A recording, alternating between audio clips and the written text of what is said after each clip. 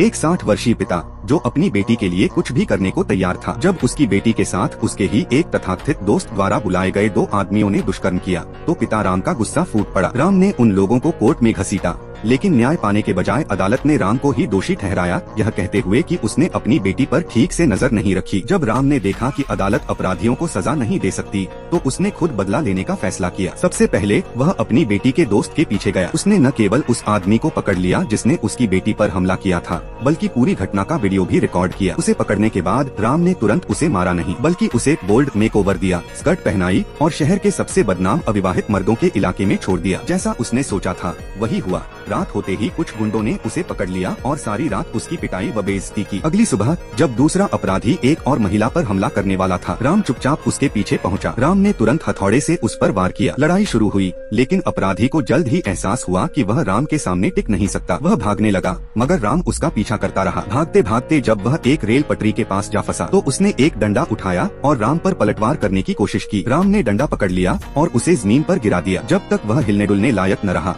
राम ने उसे बेरहमी से पीटा, फिर उसे घसीटकर रेल की पटरी पर डाल दिया, जहां तेज रफ्तार ट्रेन ने उसे कुचलकर राख बना दिया। आखिरी अपराधी जानता था कि राम कितना खतरनाक है, इसलिए वह शहर छोड़ने के लिए बस पर सवार हो गया। लेकिन उसकी बदकिस्मती देखो, राम उसी बस में पहले से मौजूद था। जैसे ही राम खड़ा हुआ, उसकी खतरनाक मौजूदगी से बस में सवार सभी लोग डरकर उतर गए। सिर्फ वो अपराधी अपनी सीट पर कांपता रह गया। राम धीरे धीरे आगे बढ़ा और एक झटके में उसका हथियार छीन लिया। अपनी बेटी का बदला लेकर जब राम बस से उतरा तो उसके सामने पहले से ही कुछ गुंडों का झुंड रास्ता रोके खड़ा था।